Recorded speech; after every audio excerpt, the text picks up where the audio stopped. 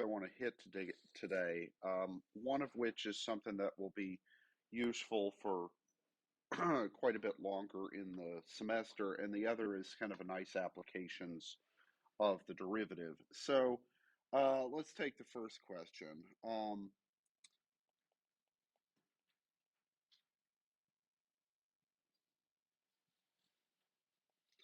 Let's say that we want to do something like this.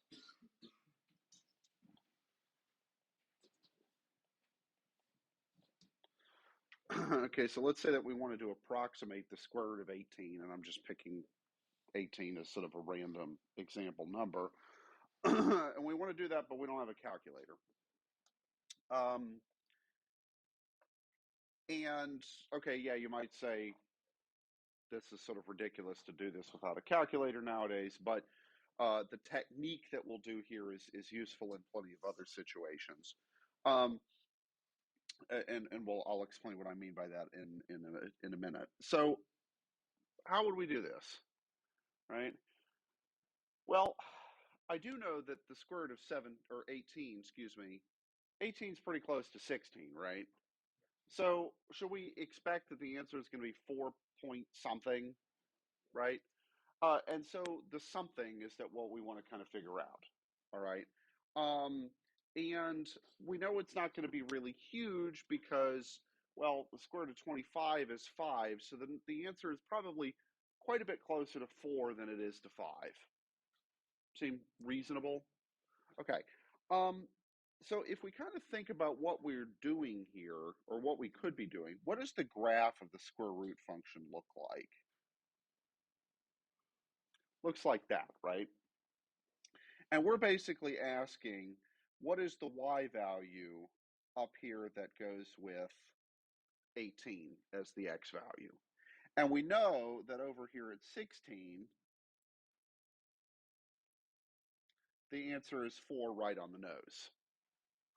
Okay, so how could I maybe approximate what this curve looks like in a small neighborhood around the point 4 comma 16 without using the actual curve?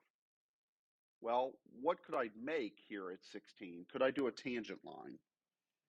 Yeah, so if I do a tangent line there at 16 comma 4, then the difference between where the tangent line is at 18 and where the curve is at 18 is pretty dang small, right? Now, that difference between the tangent line and the curve gets bigger the further away from the tangency point you get, right? So this approximation gets progressively worse and worse, but that's pretty good for right now. Yeah? Okay, so what's the equation of that tangent line?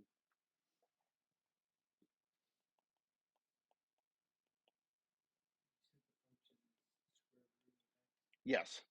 Okay, so the function is, yeah, as Mark says, it's the square root of x, right? And so I'm asking what's a tangent line at that to that thing. So what do we need to do? To get the equation of a tangent line, we need a point and we need a slope. And plug in 16, the x coordinate, yeah. Okay, and that will give us the slope. And then we also know the point because it's 16 comma 4. Okay, all right, so what is the derivative? Okay, and so the derivative at the point in question is 1/8. Okay, which is, you know, what, 0.125 is a decimal. Okay, I'll just leave it as an eighth for right this instant. Okay. Okay, so that means that the equation of the tangent line is this.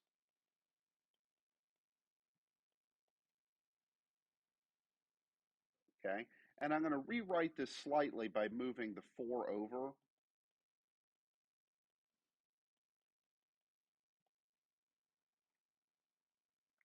Okay, and I'm going to write a general formula here.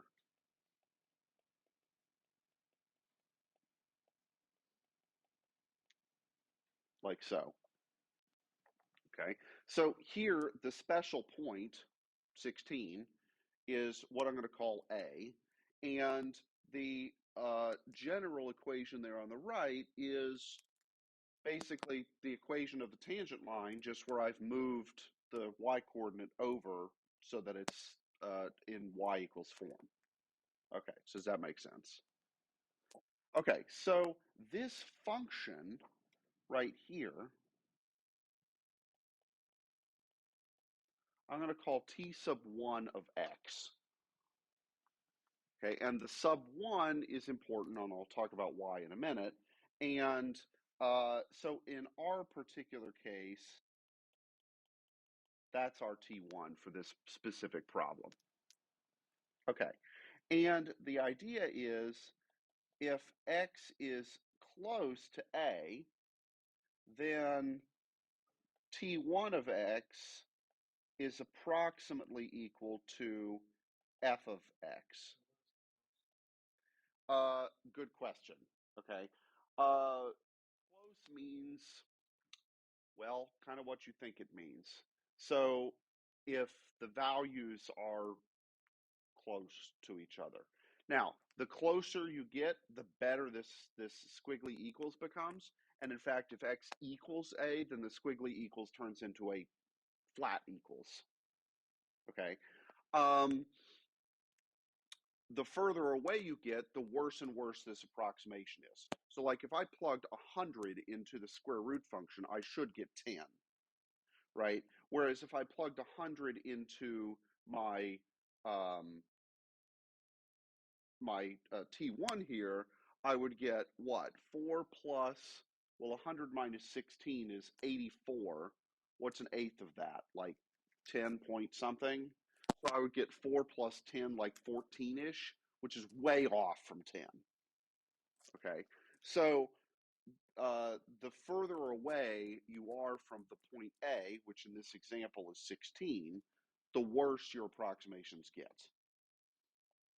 Okay, and so when you say close, really the question should be, let's flip the question to say, how good do you want your y values, your answers to be? If you want your answers to be within 1/10,000th of the true value, then you got to be damn close. But if you're okay with it being in, say, a 1 in 10 off, then you can be a little further, right? So that's the trade-off here. Okay. So what we still need to do, though, is produce our approximation. So I want to know what the square root of 18 is. So I know that the square root of 18 should be approximately t1 of 18. Okay, so let me plug 18 into this function. And what do I get? I get 4 plus 1/8 of 18 minus 16, which is what?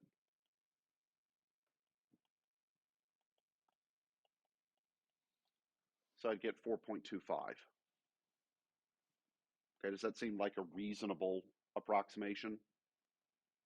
Okay, and for reference,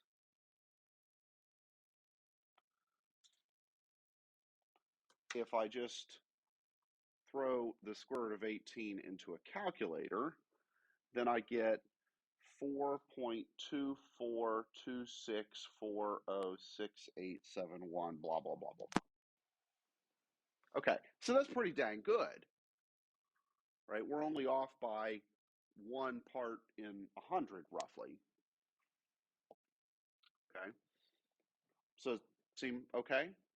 All right, now, is our answer too big or too small? Very, very slightly too big. Should we have expected that that was the case going into this? Why? Yeah, exactly, because the tangent line is above the curve, okay?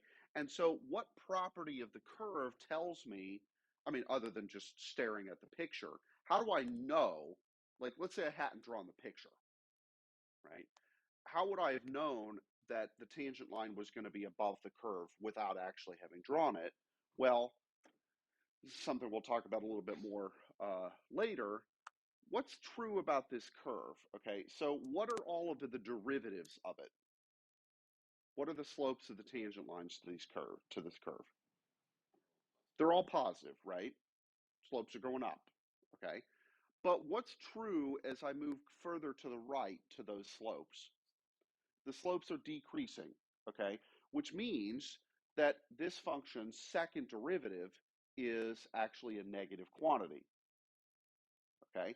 Because what is the second derivative? It's the rate at which the first derivative is changing, okay? And if the first derivatives are getting smaller, then that means the rate at which they're changing has to be a negative quantity, okay? Does that make sense? Right. So this curve we call concave down. We'll talk about concavity, I think, first thing next week. Um, and so because I know it's concave down, I know in advance that my answer is going to be an overestimate of the correct answer. Now, like we said, it's not off by that much, but I know it's going to be off by a little bit too much, like automatically before I even get started. Okay. So does that kind of make sense? All right. Now, you might say, well, Dr. McKinney, this is just not good enough. 4.25 versus 4.242, not good enough. Okay. How can I improve my estimation? This is a little bit harder to draw, but what I'm going to do is I'm going to construct a new polynomial. Okay. Let me give you the formula for how I'm going to construct it, and then we'll compute it. And the formula is as such.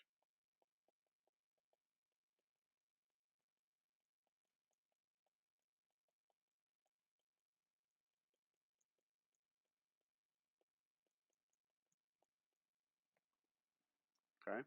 So does it kind of look like what we had before, except that I've tacked on this extra term that depends on the second derivative, and it has an x minus a squared this time. Okay, so T2 is no longer a line, but instead a parabola. Yeah, because it's got an x squared in it. Okay, so let's compute what this is, and then we'll graph it with this function and see kind of what we're up to. Sounds good? Okay. So, well, what is the second derivative, right? I already know f of a and the f prime of a terms because we already computed them, but I need to know the second derivative at 16. Well, what is the second derivative of the function? All right, so let me come back up here. This was our first derivative, right? So how do I need to write that? 1/2 x to the negative a half because it's in the denominator. Okay, so if, let me just copy it down here so that we can see it. So if f prime of x was 1/2 x to the minus a half, right, that we computed before, what's f double prime?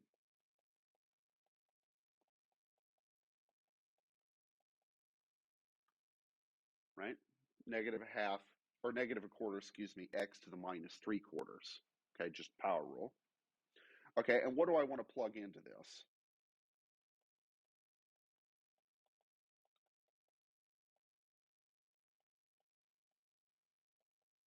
I want to plug 16 into it. Okay, so now we got to use our dang heads. What is something to a fractional exponent? Well, the thing in the denominator of the exponent tells me what kind of root to use, and the thing in the numerator tells me what kind of power to use, right? So if this thing is to the negative 3/2, what that means is the square root raised to the minus 3. Okay, so let me rewrite this.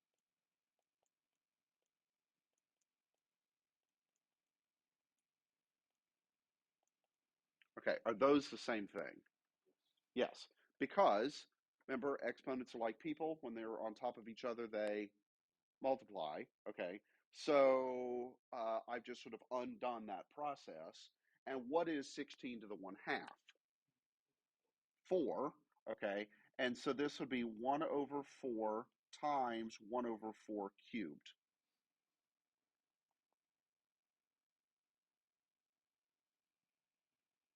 Yeah? Okay, so what is 1/4 to the 4th? Well, what's 4 to the 4th first off? Well, yeah, but it's times this extra quarter, so I might as well. Oops. Yeah, 256.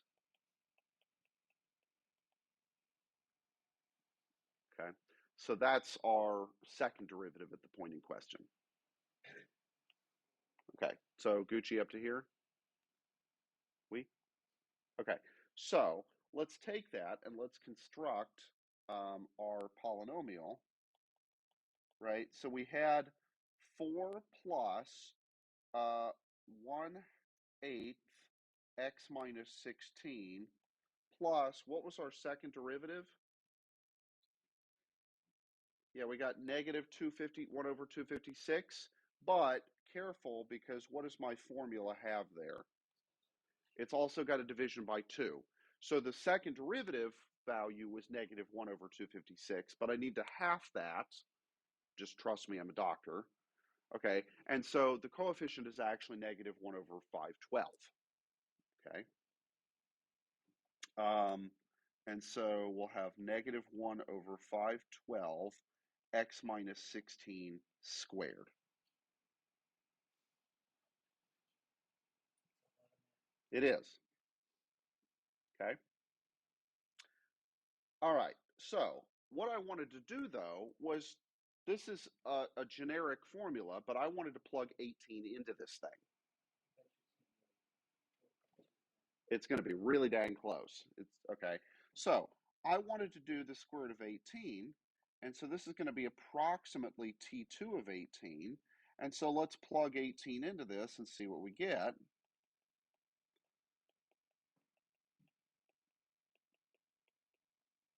Now, the first two terms we already know. Oops. Because we computed them before, right? So we don't have to do that arithmetic again. 18 minus 16, of course, is 2. 2 squared is 4. So this is going to be 4 over 512, which is the same as 1 over 128. So we don't have to FOIL out the x minus 16 squared. No, because what is 18 minus 16? And then square it, right? So Mark's question is, do we have to FOIL this out? I would not. I mean, you could, okay, but I wouldn't, because we're actually just going to plug in x's and it's easier to simplify them. Okay. Okay. So what we get here is what? 4 plus a quarter minus 1/128.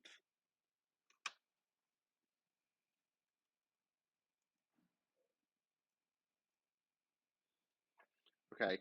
Now, I don't remember off the top of my head, of course, what 1 over 128 is as decimal. So I just cheated real quick and got, this is flat equals because this hasn't been rounded.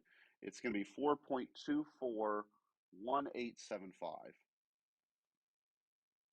No, sorry, 2421875, which is damn close.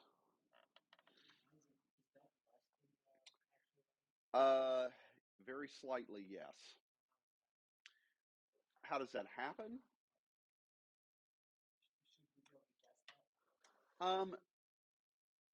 Yes. And the reason is that the second derivative is negative again here. So it's kind of the same reason as before. So the second derivative is going to be less at the actual at 18 than it is at 16. And yeah. Okay. So, and in fact, actually, the maybe the better reason is because the third derivative is also negative. Or no, wait, sorry, the third derivative is positive here. So, yeah, so it's going to be less. Yeah. But we'd have to like start to do some serious thinking here to determine that. Maybe one way to also see it, of course, is that notice that our, you know, essentially what we're doing is we're saying the answer is basically 4, right? But it's going to be we need to sort of correct 4. 4 is like the shittiest estimate that we could come up with. So, all right, so we correct it this way, but it's a slight overcorrection. And so we're going to do another correction the other way, which is going to end up being a slight undercorrection. And if I actually keep this game going, then I'm kind of like, honing in on the exact answer by doing ever so more gentle corrections as I go. Okay, so that's maybe not the best analogy, but like think about when you guys first learned how to drive. At first you were oversteering, right? And so you were doing a lot of this kind of number, and then eventually you started to tighten up. In some sense, it's kind of like that. Okay. All right. So what I want to do actually next is let's graph this function with its derivative, and then let's also graph this function with this new function t2. Okay, sound good? All right, so let's go to Desmos.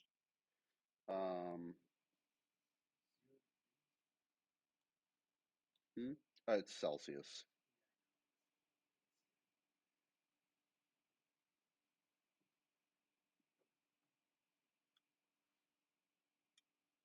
Okay. So let's, the function that we were interested in was the square root of x. Okay, no big deal there. And then the second function we got was 4 plus 1/8 of x minus 8 arrow times x minus 16. Oops. I wanted the subtraction 16 and so on. Okay, so if I go over to x equals 16, okay, the graph, the scale of it's making it very hard to kind of see here. But what's true about, so the red curve is our square root function and the blue curve is our tangent line. So what's true? Well, it's a tangent line, right? And so if I go over to kind of zoom in and go over to 18, on the graph anyway, can we even see the difference between the two things? Barely, basically not, right? They're that close. And that makes sense because we got 4.25, whereas the correct answer was 4.24, blah, blah, blah, blah, blah, right? So it's going to be hard to see that. Okay, so the line here is tangent at that point. Okay, so now let me add another graph here, which would be, well, the same thing.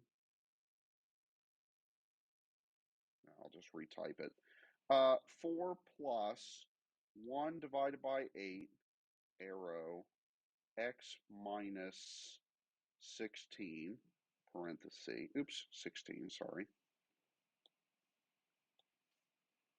Okay, and then plus, or sorry, it was minus.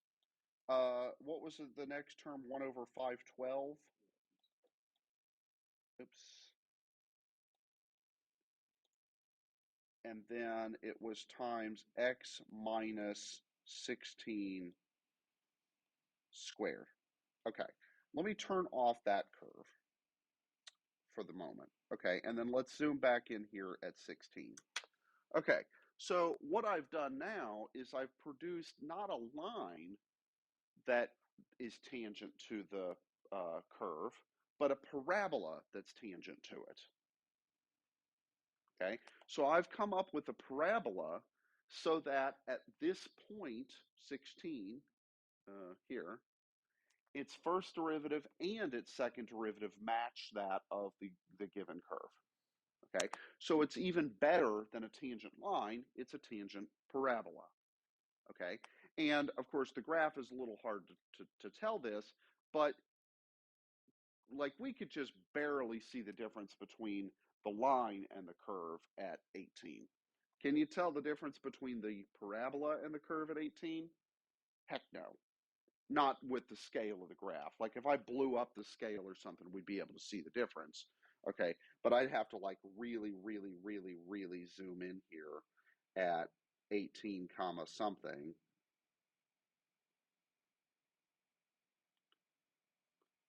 Right? Like I have really zoomed in there to see that they're not actually the same. Okay, and now the other reason or the other thing, and this is to Mark's question, notice that this one is an underestimate, right? Now, it's a really, really close underestimate, but still an underestimate. Okay, and this sort of tends to be the case. It depends on the properties of the function that you're dealing with and also how close to the points you are. But that every term like this that you tack on gets you better accuracy. It means you have to do more work but better accuracy, but also the over and under estimates kind of flip flop, and so you're kind of fishtailing around the value of the curve the more of these terms you tack on. Okay, any guesses as to what the third, if I added one more term to this, what it would look like? Well, what do you think the x minus 16 part is going to be? Cubed, okay? And what do you think the coefficient's going to be? Well, what was the coefficient this time?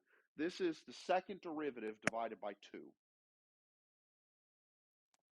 Third derivative divided by 6. Okay, why? Because it turns out that the pattern is, okay, so let me start saying a set of numbers. Okay, 1, 2, 6, 24, 120. Does that sequence make sound familiar in any way? No. 1, yeah, exactly. Okay, so that's the pattern. So what's 1 times 1? 1. What's 2 times 1? What's 3 times 2 times 1? What's 4 times 3 times 2 times 1? It's the factorial function. Okay, so the factorial function, which, how do we write that? A number with an exclamation mark, and it means factorial, not to shout that number out loud, right? Okay, and what does it mean, right? So 12 factorial would be 12 times 11 times 10 times 9 times 8 times 7 and so on, right? And that turns out to be the secret sauce here for how you would keep tacking on powers, is you keep going up in derivatives and the coefficients get divided by n factorial, okay? And so in this case, what was 2 factorial? 2, and that's why I divided by 2. The next one I divide not by 3, but by 3 factorial, which is 6. Okay, so that's kind of the pattern. Yeah, which is interesting. Okay, good.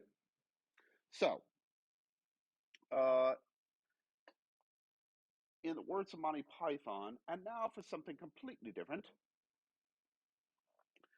I want to go back to antiderivatives for a moment.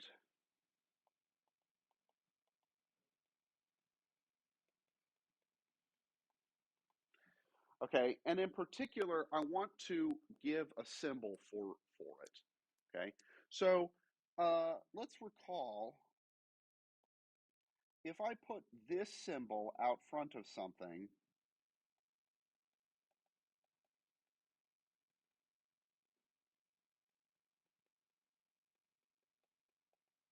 right, putting the d over dx out in front said take the derivative of that thing. Yeah? And we used that when we did implicit differentiation and the Rayleigh rates problem and so on. Okay? So I want to have a similar kind of symbol that says take the antiderivative. Now, up until now, we've only been able to express this with English, literally saying take the antiderivative. Okay, so new,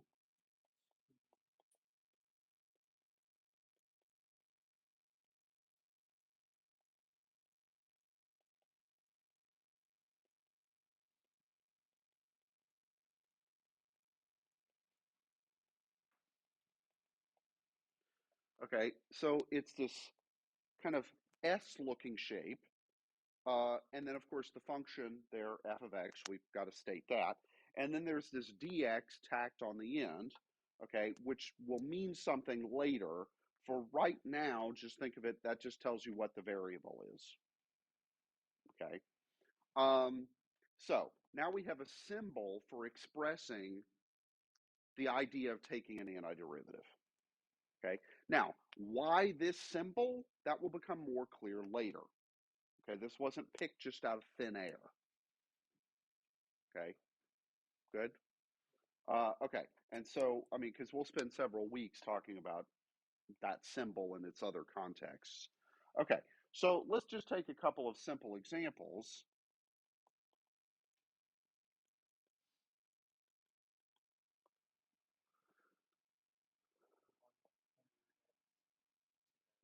Yep, plus some constant. Okay, and for antiderivatives, remember, this is one of the annoying things. How many answers are there? There's technically infinitely many, okay? But they all basically are the same. The only difference is this plus a constant, right? And why does that constant have to be there? Well, what's the derivative of a constant? Zero, okay?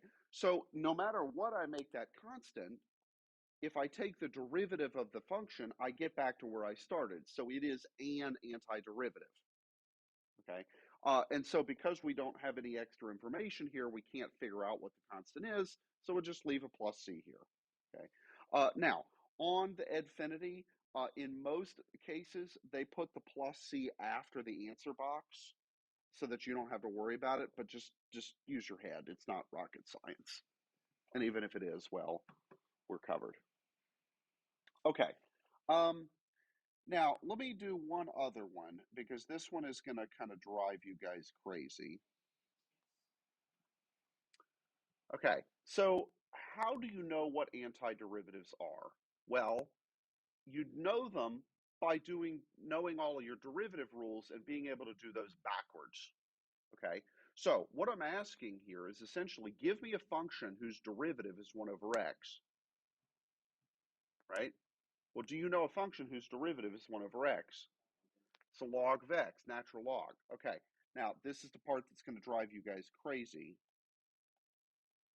When you go this direction, you need to have an absolute value there. And there are technical reasons for that, which I'll elucidate here in just a second. Okay.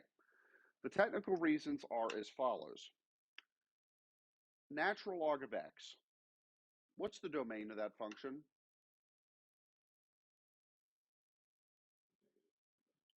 Nope. Can you take the logarithm of a negative? Nope.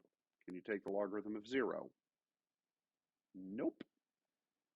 So the domain of the log function is from 0, round parenthesis, to infinity. Okay, only positive numbers, right? Well, so if the derivative of that's 1 over x, if the x's are always positive to begin with, do I need to put an absolute value there? No, because the x's are always positive to begin with.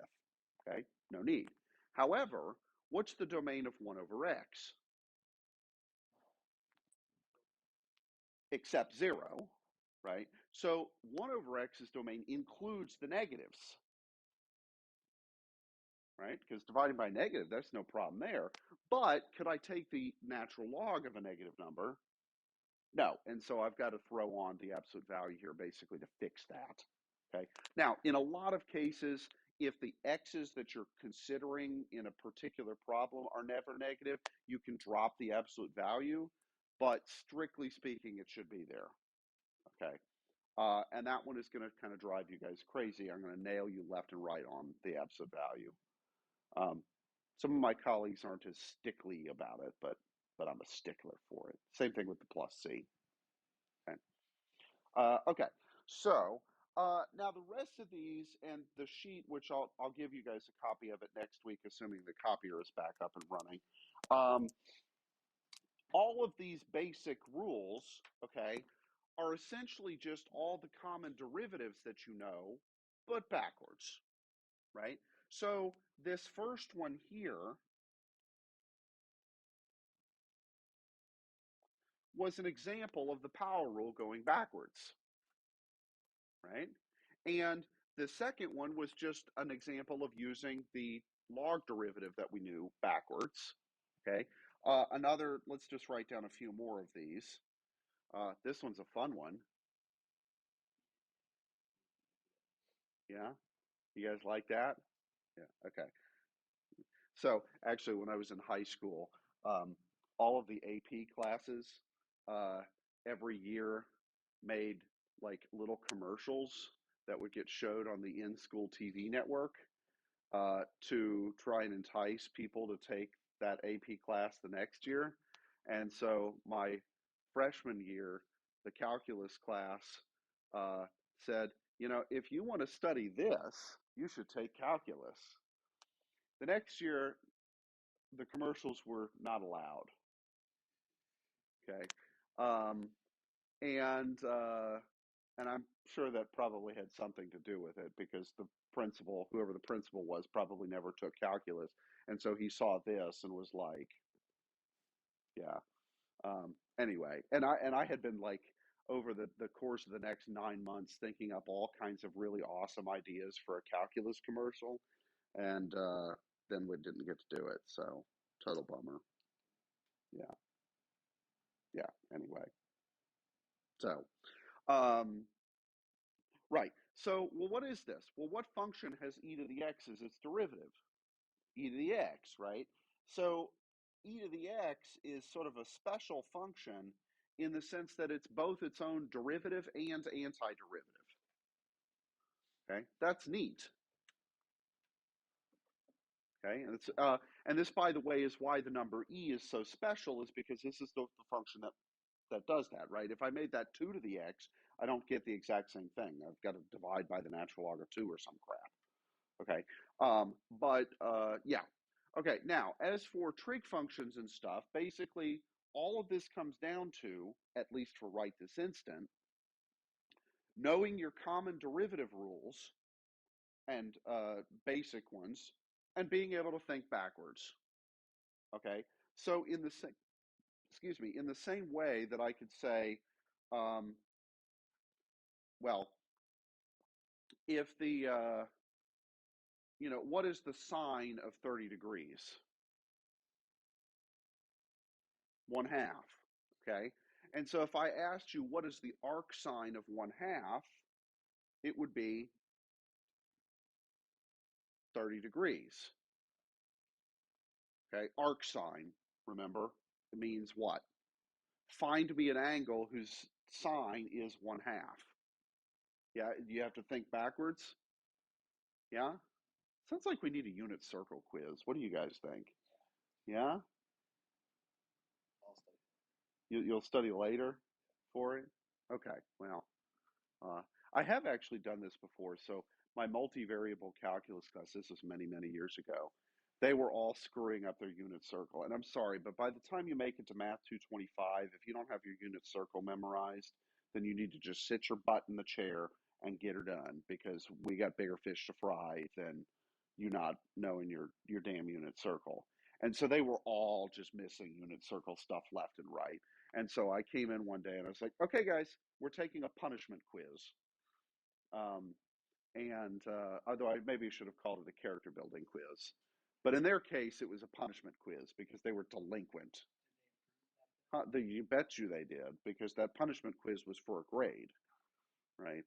And then there was a second punishment quiz that was more of a redemption quiz because I got the message across that I was tired of them not knowing their damn unit circle, right? You kids these days with your fast cars and your rock music, and rap music, and uh, get off my lawn. Yeah. Huh? Pocket computers? Yeah. And it's so funny because, even when I was in school, right? I think it was in eighth grade, like even in middle school, I carried around a scientific calculator.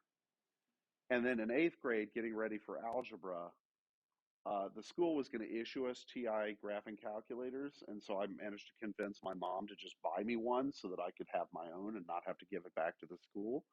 And that was an easy sell, right? The thing that's by far the easiest to sell my mother on when I was growing up was anything that was school related was like carte blanche, right? Um, and because I typically didn't ask for much stuff, I wasn't asking for like, can we go get all the hot new clothes like my sister was, right? I didn't care about that, right? Just give me jorts and a t-shirt and I'm good. Uh, right. So yeah, I kind of abused the jorts when I was younger. Um, huh? No, I'm glad that ship sailed, right? So, anyway, yeah, so if I was like, Mom, I need this calculator. Okay. So it was great. Okay. So, but basically all the basic ones come down to you've got to know all the derivative rules and be able to think about them in reverse. Okay. And this will be best done by practice. Okay. Now, a couple of big questions. Because what were all the basic derivatives that we had?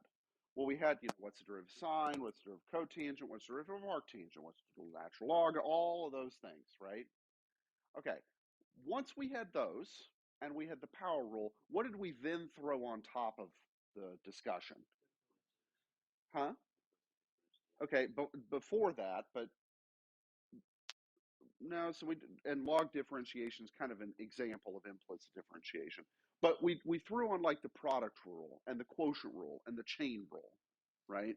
The chain rule, of course, is what made implicit differentiation actually work. But we had those sort of compound rules that said, okay, if you have multiple basic functions that are somehow combined algebraically, how do you then do the derivative? Well, you have to maybe do the product or quotient or chain rule and some combination thereof. Okay, so the question therefore is, how do we do the product rule with antiderivatives? Or the chain rule with antiderivatives? Or even worse, the quotient rule with antiderivatives? The answer is we're not going to yet. We're going to punt that question for later for good reason, okay, as we'll see. So we will actually, the product rule in reverse, and let's face it, the quotient rule is essentially the product rule. It's just a special case of it, okay? The product and quotient rule in reverse, actually, we're going to punt to Math 112, okay? And that's called integration by parts. Okay, and that's basically the very first thing you learn in Math 112. Okay, the chain rule in reverse is called use substitutions, and that we will do, but we need to do some other stuff first. No. Okay, and in fact, since we've been talking about my childhood, when I took calculus, um, so I don't know how y'all states were, but in Texas, if you failed a test, what happened? Do you remember? Is this still the case in Texas schools? Well, yeah, but you had to be able to retake it to get up to a 70, which was the passing mark, right? A C, basically. Okay. So, do you think I failed many exams when I was in school? Probably not. I failed two of them in math in my day, okay, in high school, well, K through 12, okay. The first one was in sixth grade, okay, and it was the test that involved doing unit conversions with imperial units. I don't know how many freaking teaspoons are in a quart. I don't care, right? Okay, now I do kind of now because I like to cook, but uh, well, there's that. I'll just ask, the phone to do it exactly, right? Um, but also, like really, it's the 21st century, or I guess in sixth grade it was still the 20th century, but whatever, right? So point being though, like, yeah, like I got a perfect score on the metric one, but the imperial one I had to go to like office hours basically for help on it because I'm like, what the who made this up, right? You know, the second one was the exam in calculus in high school over use substitutions. I got a 54 on that one. Okay. And you know why? Because I didn't study hard enough and I didn't do enough homework. Looking at you, Patrick. Okay. Now, I ended up as a math professor. So, what fate do you think is awaiting you guys if you don't study? Okay. Yes, a life of eternal damnation. Okay. I mean, I guess you're in beta, so you've already kind of condemned yourself to that, but yeah. Okay, so use substitutions, which is the chain rule in reverse. We'll basically take 2 days to do this, and we'll do that a little bit later when we come back to this idea of antiderivatives and stuff. But I wanted to get the basics of it in now because it's obviously useful for the physics kind of problems, right? Because what do you need to do there? You need to find antiderivatives, okay? Now, in a lot of the physics problems, the functions are relatively easy because in physics, well, what's your second derivative usually? Second derivative. Yeah, acceleration. But what numerically is it in most examples? It's gravity, which is a constant. Okay, and because it's a constant, it makes a lot of things really much easier to deal with than it would if it weren't constant or if it weren't a polynomial quantity. Okay, so yeah. All right, so a couple other things that we still got to do, just kind of a preview of the last, because we've got what, basically a month after, including next week. Do I have the arithmetic right? This is our third week back from spring break. Can you guys believe that? Yeah. So, okay, so what do we have left to kind of do? Well, we're going to do optimization problems, okay, basically trying to maximize and minimize stuff. So that's going to be story problems. We need to talk about concavity, which we touched on today. Basically, how do I know whether or not the thing's going to be going this way or that way? Right, all of that. So we'll do that first, then we'll do the optimization because it's sort of that plus story problems. Okay, and then we've got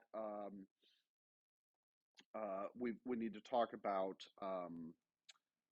we'll do exponential growth and decay as sort of a nice example of things, and then we'll do all of the stuff on integration. Okay, so yeah, we'll get to all of that, but so we still got a lot of ground to cover, but this is one nice part about not having to do assessments during class because we won't lose class time. Okay, question. Are we gonna have 2 more assessments than a final, or 1 assessment? I think is it 2 or 3? No, the 5th one, there's 8. The final is the 8th one, right? So there's 3 more total. Okay, so yeah, so the final is just basically the last assessment, and it will have everything on it. If you've passed a bunch of stuff, I mean, heck, it's possible that you could pass everything by that point and not have to come to the final. The ball is very squarely in your court, my friend. Wait, like the final? Mm-hmm. If you've already passed everything before that, you don't have to come to the final. I was just wondering. The key word is if, right? Okay. So if you only have like 3 things left to do, well, great. You only have 3 things on the final that you have to do, right? And we might sneak in a bonus reassessment if you guys are good students. Yeah. Maybe if you do well on the Trig, the unit circle quiz that may or may not be coming, cough, hint. Yeah. Okay. Other question? Huh? Good question. When is our final? How do we answer this question? Well, the syllabus or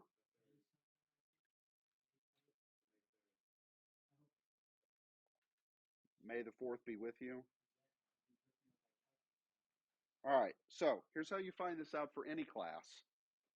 If only the registrar had a website, and if only there was a thing here for the final exam schedule, and if only we could scroll down here to the spring semester and say, when is it that our class meets?